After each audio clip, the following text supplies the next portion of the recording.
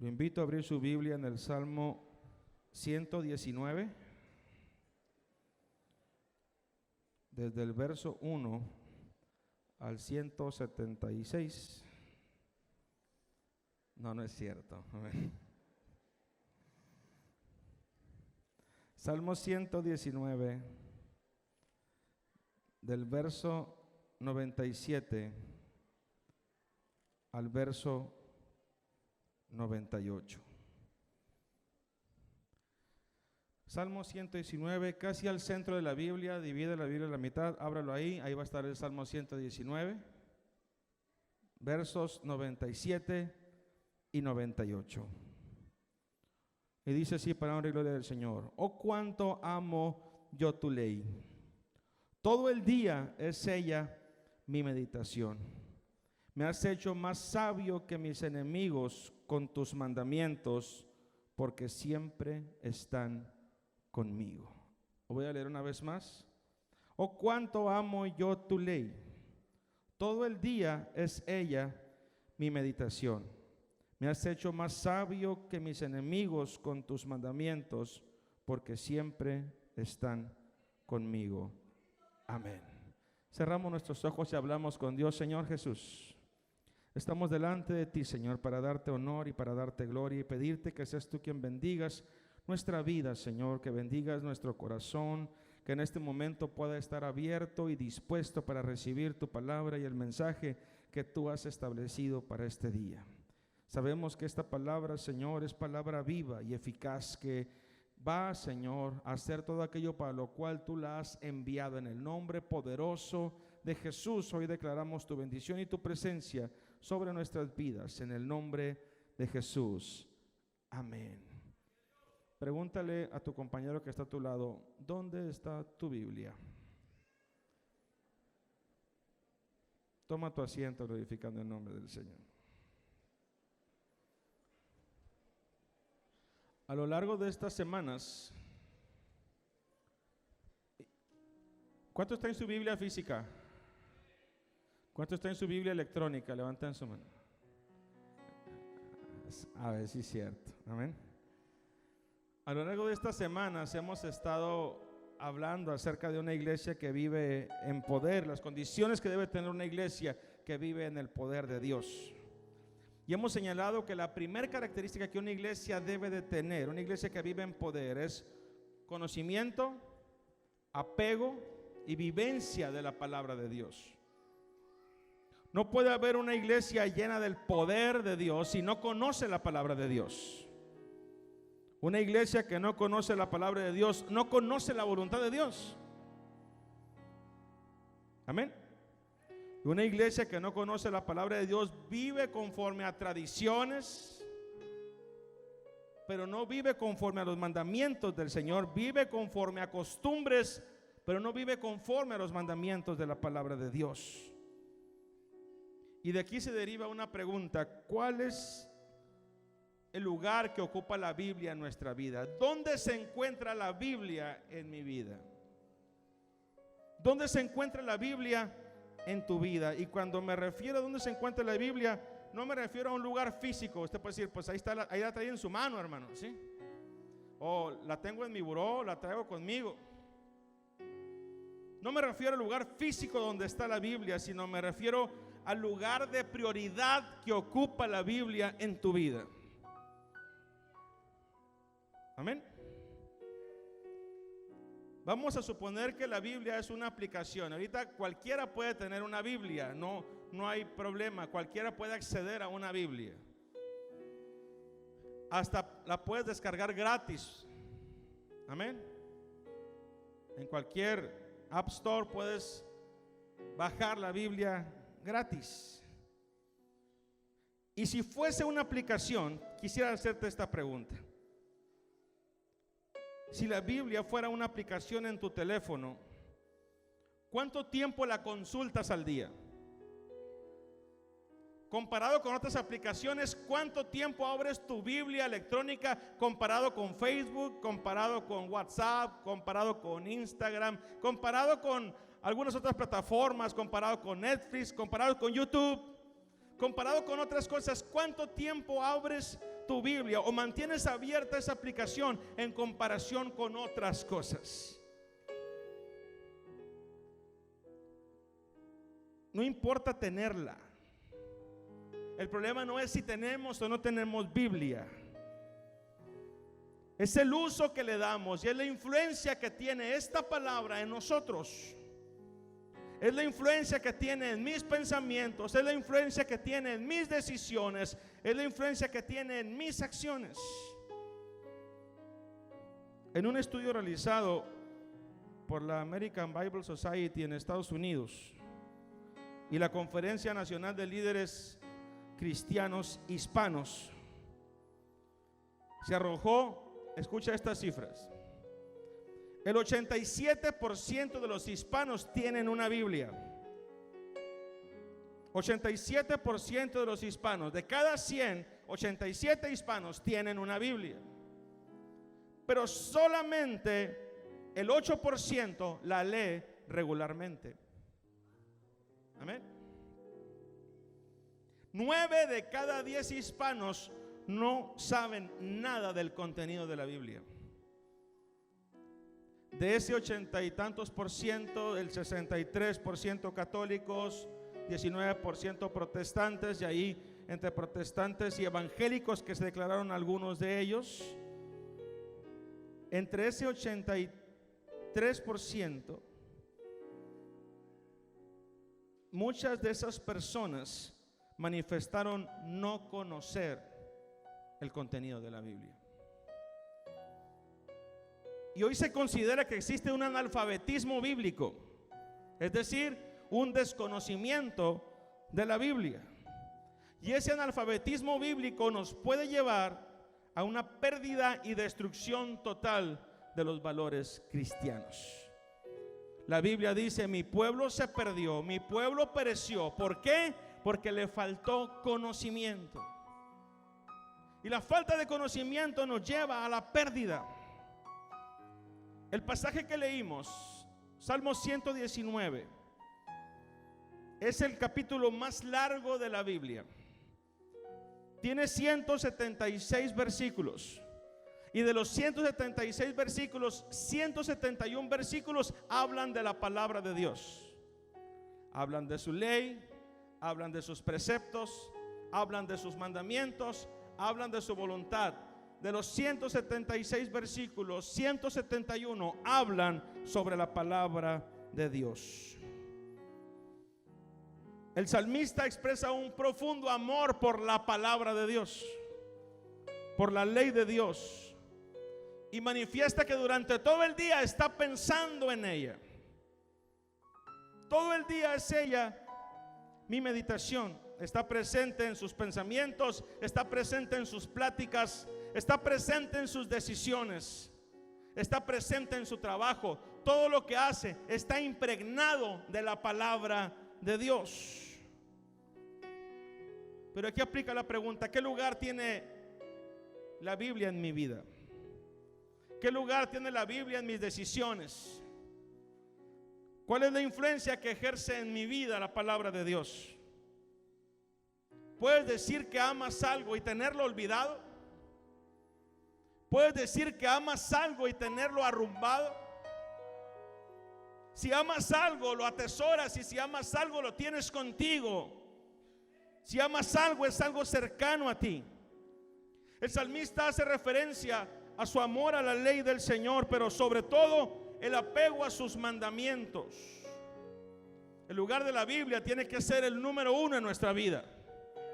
El lugar de privilegio, el lugar donde debe ocupar el primer sitio en varias áreas de mi vida.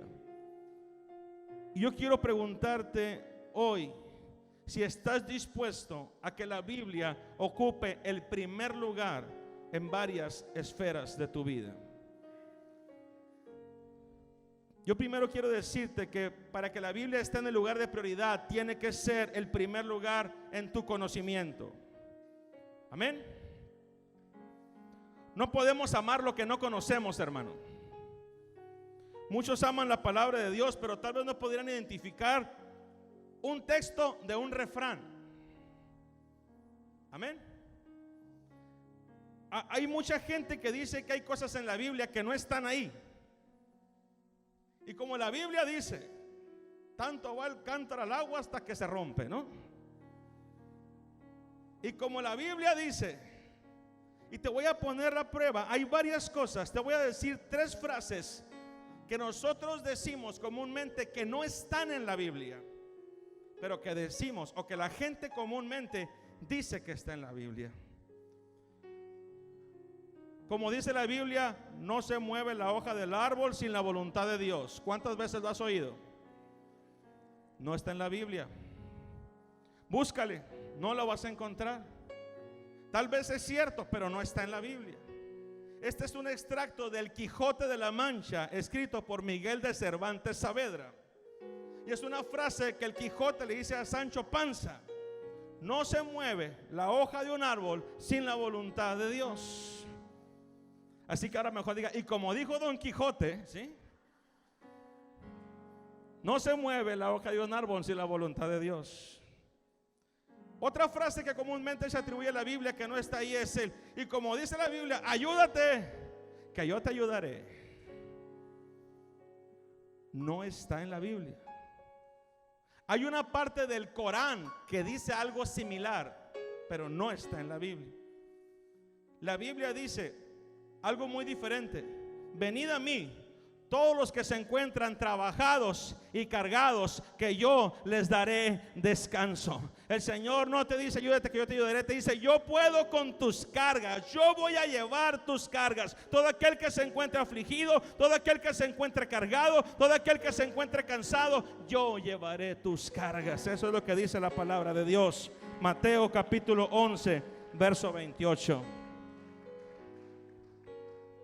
Otra frase que comúnmente se atribuye es: Dios aborrece el pecado, pero ama al pecador. Y a veces lo decimos como si fuese una frase bíblica, pero esta es una frase de Mahatma Gandhi. Entonces ahora, en lugar de decir y como dice la palabra del Señor, diga y como dijo Mahatma Gandhi, Dios aborrece el pecado, pero ama al pecador. La Biblia no dice tal cosa, pero dice algo mejor. Porque de tal manera amó Dios al mundo, que dio a su único Hijo, para que todo aquel que en Él crea no se pierda, mas tenga vida eterna. Tan grande es el amor de Dios que los alcanza a todos. Tan grande fue el amor del Señor que se entregó por todos. Así que no digamos cosas que la Biblia no dice. Muchas veces conocemos más de otras materias que de la Biblia. Y no estoy diciendo que no sea bueno conocer de otras materias, pero es provechoso saber de otras materias, pero también es provechoso saber de la palabra de Dios y poner énfasis en conocer la palabra de Dios. A veces no hemos dado la importancia al provecho de conocer la palabra de Dios. Toda la palabra de Dios es útil, dice la Escritura. Toda la Escritura es inspirada por Dios y útil para enseñar, para instruir, para redarguir, para corregir en justicia, a fin de que todo hombre de Dios sea enteramente preparado para toda buena obra. Amén. Pero muchas veces conocemos más detalles de la vida de un artista que de la vida de Jesús. No, y gente allá vive en el rancho Los Potrillos, allá en Huentitán, ¿sí? Y su esposa, doña Cuquita, no sé cómo se llama, ¿no?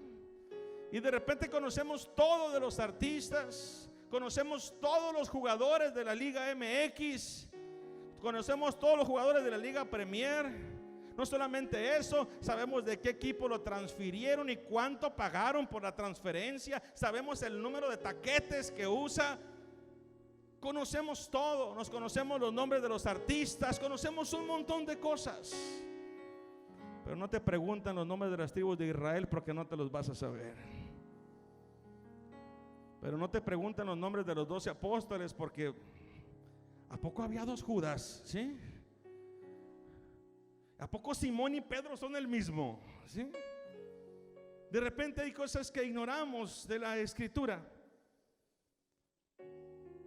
El salmista dijo: yo amo tu ley, Conozco tus mandamientos, pienso en ella todo el tiempo. Te voy a explicar algo que es relevante del Salmo 119. El Salmo 119 no solamente es un canto. El Salmo 119 es toda una obra poética. Son 176 versículos. Si tú abres tu Biblia vas a mirar que está separado por porciones, por estrofas. El Salmo 119 está compuesto por 22 estrofas de 8 versículos cada uno, que en total dan 176 versículos. Pero eso no es lo más importante de todo. El alfabeto hebreo tiene 22 letras. Amén. De hecho no se llama alfabeto, se llama alefato. El alefato tiene 22 letras. Y cada una de esas 22 estrofas está dedicada a una letra del alefato. Es como si empezáramos la primera estrofa con la A, y la siguiente con la B, y la siguiente con la C. La primera empieza con la letra Alef, que es la primera del alefato. Y todos los versículos de esa estrofa empiezan con esa letra. Y la estrofa que sigue empieza con la siguiente letra del alefato, y todos los versos empiezan con esa misma letra.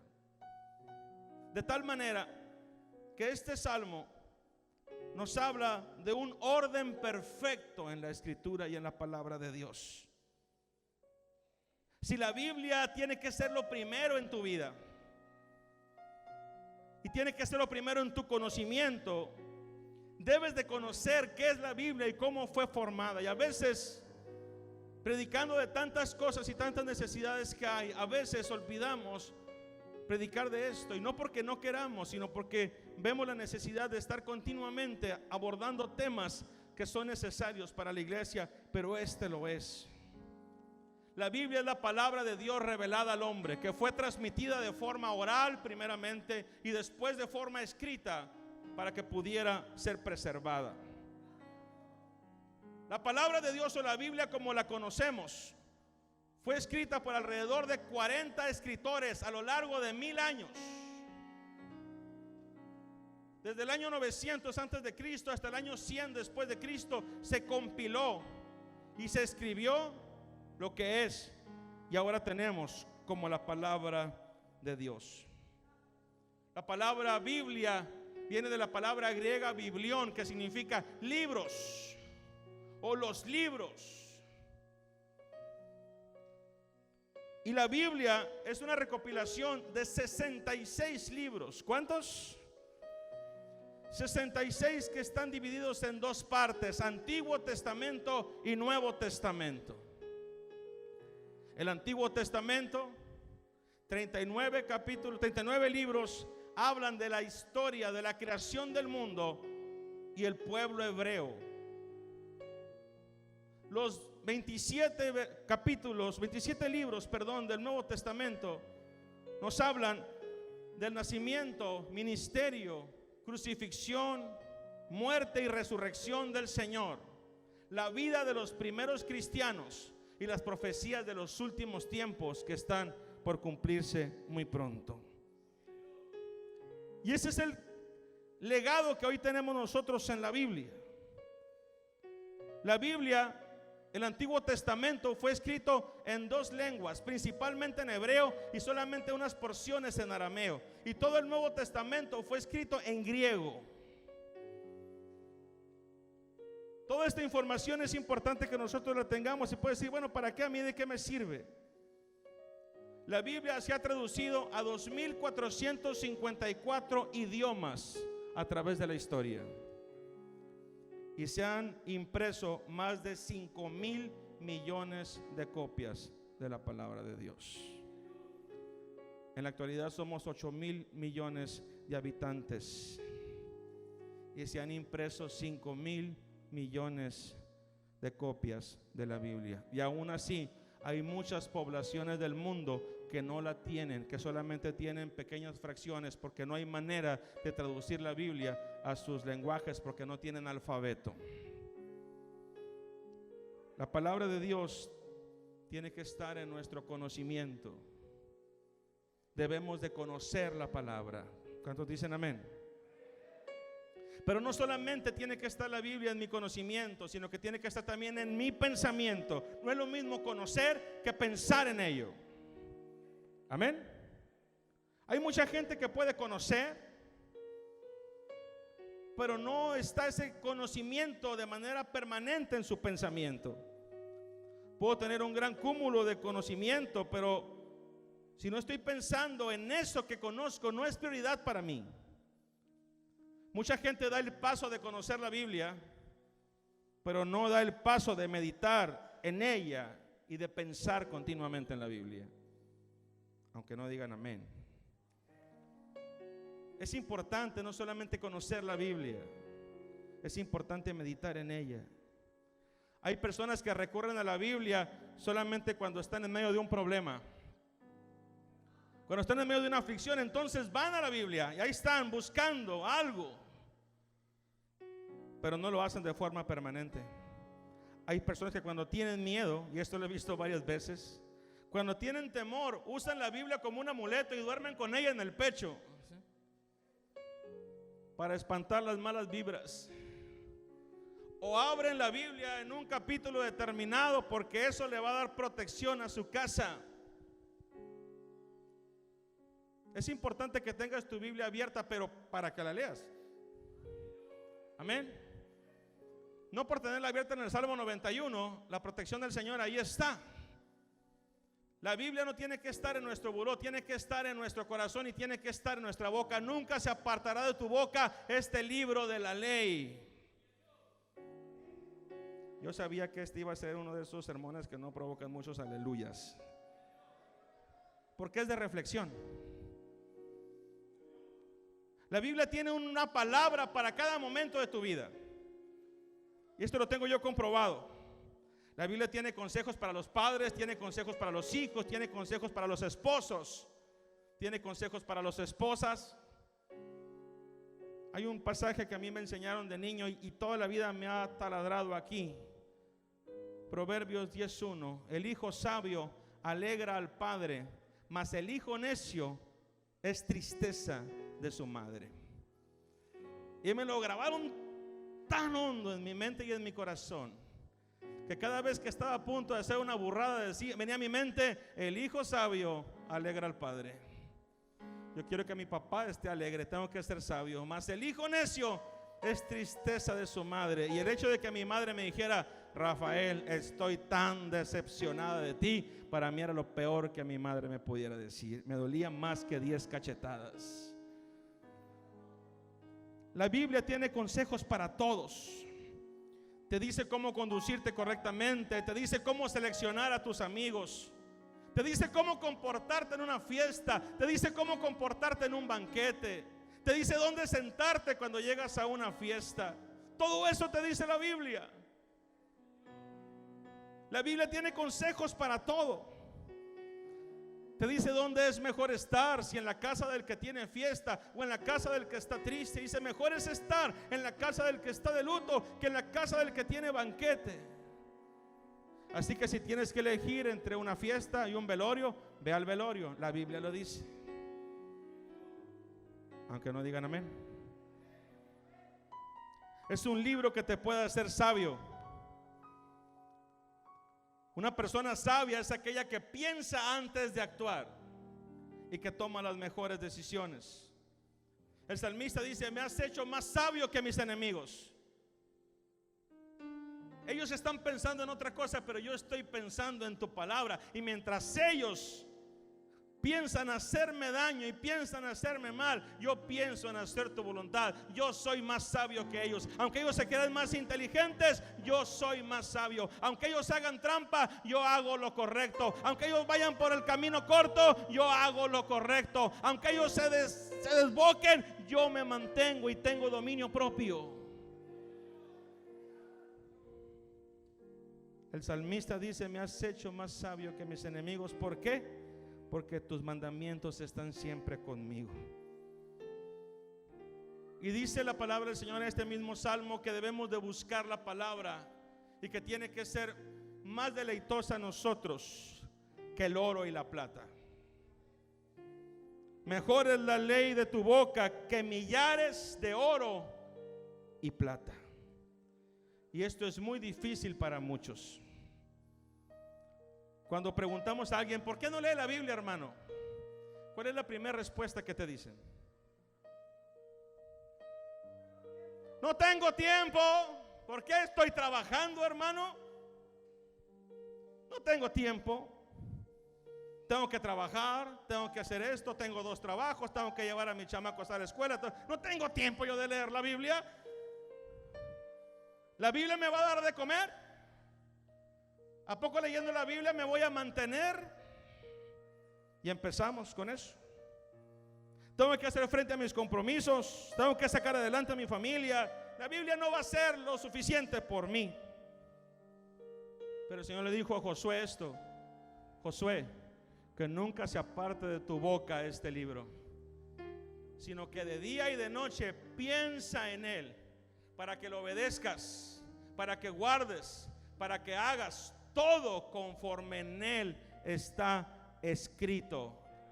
Y continúa: y entonces, Josué, harás prosperar tu camino y todo te saldrá bien. Hasta entonces, Josué, harás prosperar tu camino y todo te saldrá bien. Dios quiere tu prosperidad, Dios quiere enriquecerte, Dios quiere bendecirte.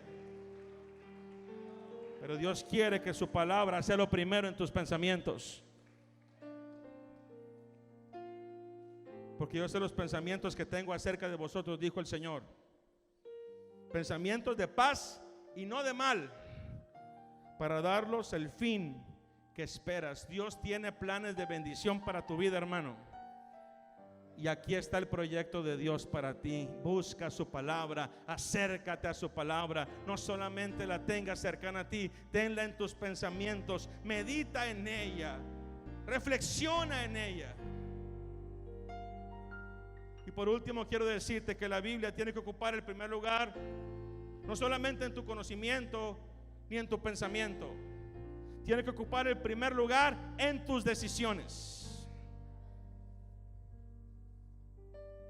Vamos de menos a más. Necesitamos conocer la Biblia, necesitamos pensar en ella, pero no basta con conocerla y no basta con pensar en ella. Hay que dejar que la Biblia tenga el primer lugar en mis decisiones, que influya en mis decisiones. En otras palabras, el conocer la Biblia no me hace obediente a ella. El tenerla en el pensamiento no nos hace obedientes a ella. El apegarnos a los mandamientos del Señor, el seguirlos, el vivirlos, es lo que permitirá que nosotros vivamos en obediencia. El salmista dijo: cuánto amo yo tu ley. Pienso en ella todo el día. Pero no solamente dijo pienso en ella, yo la obedezco aunque otros la ignoren. Yo la sigo aunque otros la ignoren. Dijo Jesús: no todo aquel que me dice Señor, Señor, entrará en el reino de los cielos, sino el que hace la voluntad de mi Padre que está en los cielos. No basta con conocer al Señor, ni basta con decirle Señor. Mira, hermano, si alguien conoce la Biblia aparte del Señor y de sus ángeles, es Satanás, y la conoce muy bien y utiliza la misma Biblia para tratar de hacer caer al hombre en tentación. Trata de encontrarle recovecos para que tú puedas violar la ley de Dios y decirte: esto no es tan malo, esto no es tan malo, puedes hacerlo así, toma este atajo así. El mismo Satanás tentó a Jesús con la palabra de Dios, y Jesús no se puso a argumentar. Jesús conocía la Escritura, Jesús pensaba en la Escritura, pero Jesús obedecía a la Escritura. Todo esto te voy a dar si postrado me adorares. Escrito está: al Señor tu Dios adorarás y a Él solo servirás. No hay nadie que sea digno de la gloria, de la honra y el reconocimiento, sino solamente el Creador de todas las cosas.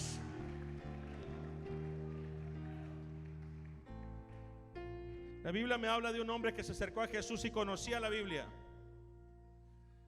Me habla de un hombre que se acercó a Jesús y pensaba tal vez en la Biblia. Y se acercó para decirle: ¿qué tengo que hacer para heredar la vida eterna? Y Jesús le dijo: ¿conoce los mandamientos? No matarás, no hurtarás. Oh, sí, todo eso lo he vivido desde que era un niño. Una sola cosa te falta, le dijo Jesús: ve y vende todo lo que tienes y dalo a los pobres. Y tú ven y sígueme. Y dice la Biblia que el muchacho se fue triste. Aquel hombre se fue triste porque tenía muchas posesiones. Conocía los mandamientos, conocía la Escritura, la había seguido desde su juventud. Pero cuando Jesús toca un área que este hombre tenía como prioridad, este hombre decide no seguir a Jesús. El joven rico no fue rechazado por su riqueza, hermano. El problema no era la riqueza y no era el dinero. Dios no está peleado con la riqueza. Lo que Dios no quiere es que la riqueza ocupe el lugar que Dios debe tener en nuestros corazones y en nuestras vidas. Cuando cualquier otra cosa ocupa el lugar de Dios, entonces eso se llama ídolo. Y eso es nuestro Dios.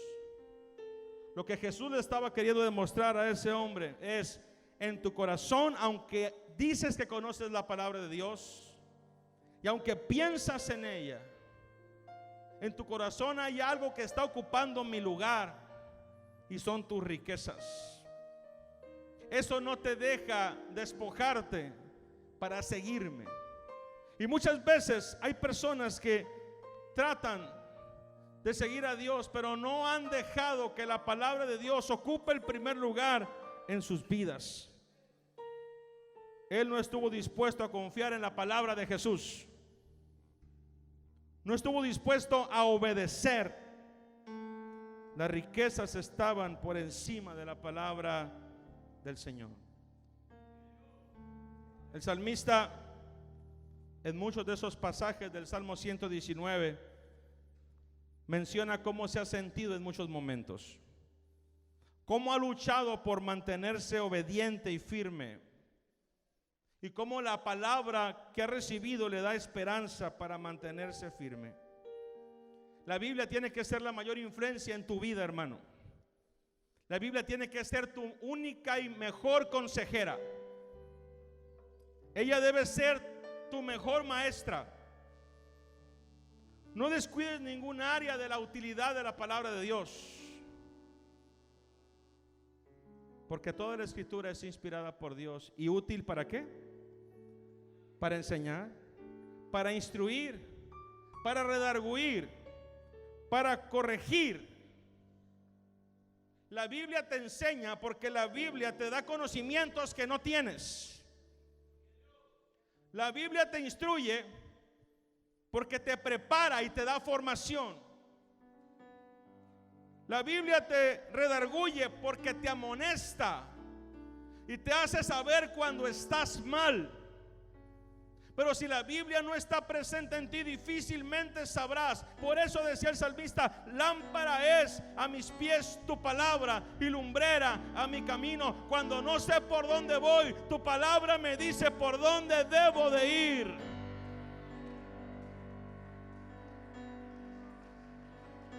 Por eso el salmista dice: ¿con qué limpiará el joven su camino? Con guardar tu palabra. Cuando hay obstáculos en tu vida, joven, ve a la palabra del Señor y empieza a patear esos obstáculos. Te dirá el Señor por dónde debes de ir.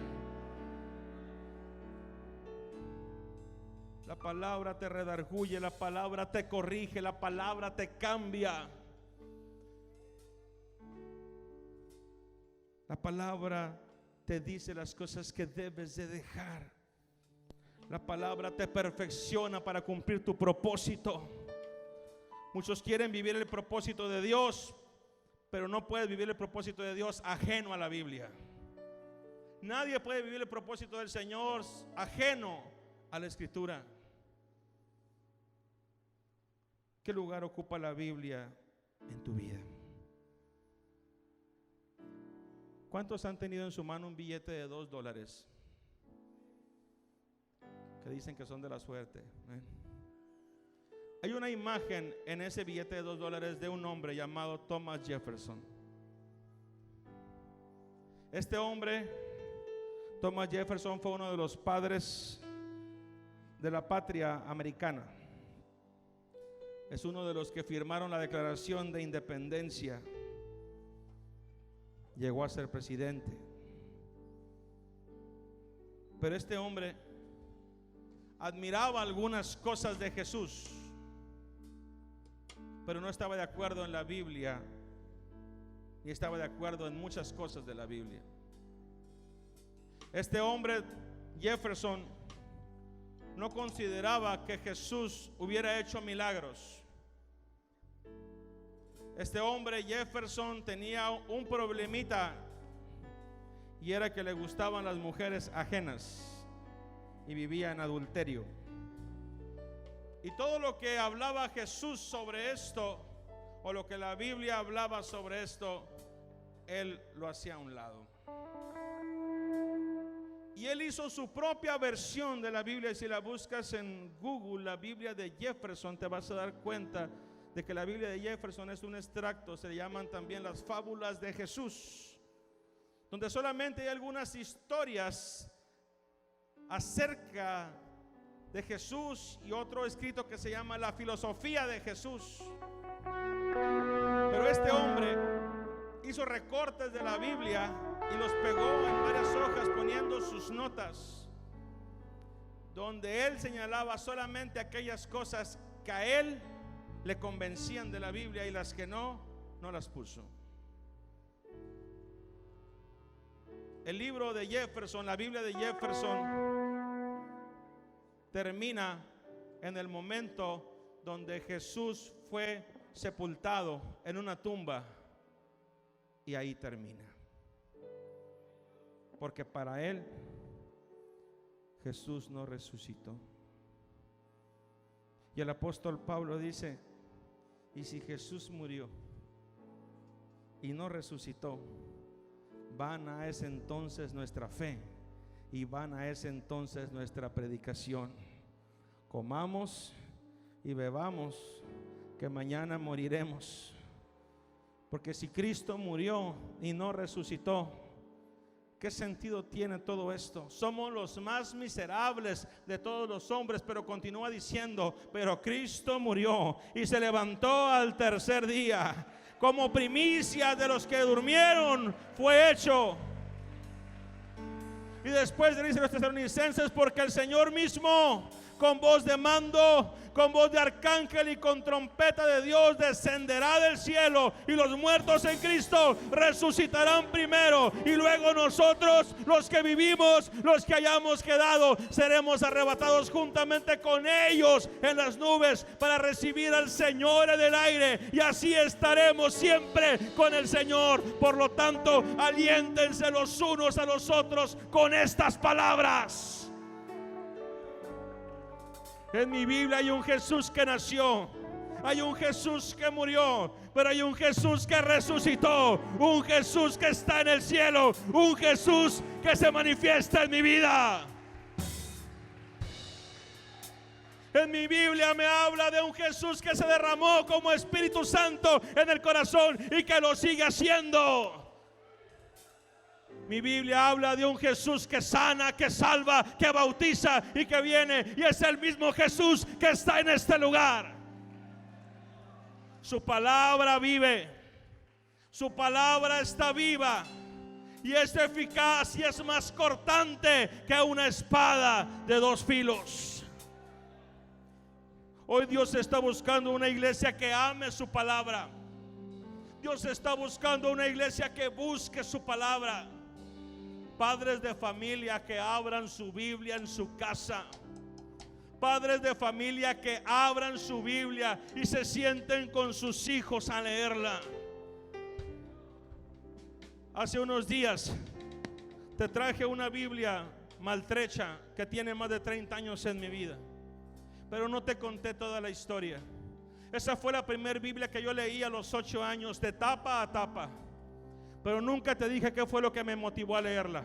El hombre de 90 años que está en la primera fila, todos los días abría su Biblia y yo me sentaba en la mesa junto a él, tratando de alcanzarlo y jugando carreras para ver quién la terminaba primero. Si yo no lo hubiera visto a él, por más que me hubiera dicho esa palabra, nunca hubiera hecho mella en mi vida.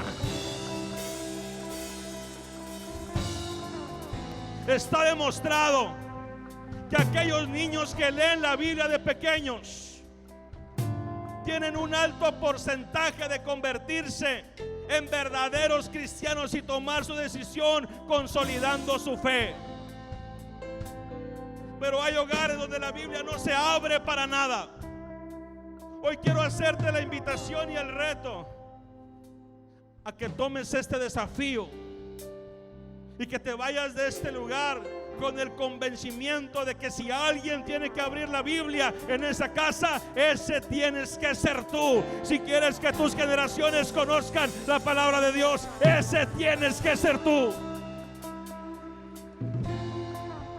No esperes que el pastor lo haga por ti. No esperes que el maestro de I-Team lo haga por ti. Quien tiene que enseñar la palabra a sus hijos eres tú. Pero hazlo por ti. Hazlo por tus hijos. Dile al Señor: Señor, yo quiero acercarme a tu palabra. Señor, yo quiero decir como el salmista: oh, cuánto amo yo tu ley. Todo el día es ella mi meditación. Me has hecho más sabio que mis enemigos, porque tus mandamientos están en mi pensamiento todo el tiempo. Quiero invitarte a ponerte en pie. 15ª iglesia. Yo no sé si lo logras percibir, pero de hace unas semanas para acá hay un ruido de lluvia en los cielos. Hay un aroma de tierra mojada en nuestra tierra. Hay un ruido de avivamiento que viene a este lugar. Y una de las primeras señales de avivamiento es cuando el pueblo vuelve a la palabra. No habrá avivamiento si el pueblo no vuelve a la Biblia. Que del púlpito se hable palabra de Dios. Y hoy hago un pacto contigo, Señor. En este púlpito se hablará palabra de Dios y no palabra de hombre. Nos apegaremos a tu palabra. Cada padre de familia, cada madre de familia, haga un pacto con el Señor y dígale: Señor, llevaré a mi casa, aunque otros no lo hagan. Josué lo dijo: si ustedes quieren servir a los dioses de los cananeos, háganlo. Si ustedes quieren servir a los dioses del otro lado del río, háganlo. Pero ¿saben qué? Yo y mi casa y yo serviremos a Jehová. Mi casa y yo serviremos a Jehová. Y te invito a que vengas a este lugar, que le digas al Señor: yo quiero buscar tu palabra, Señor. Quiero deleitarme en ella. Perfeccióname, Señor, enséñame, instrúyeme. Háblame, Jesús. Háblame, Jesús.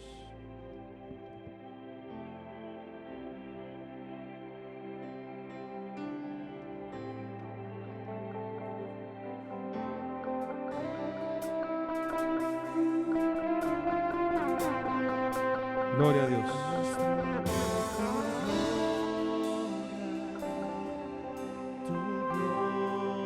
Gloria a Dios.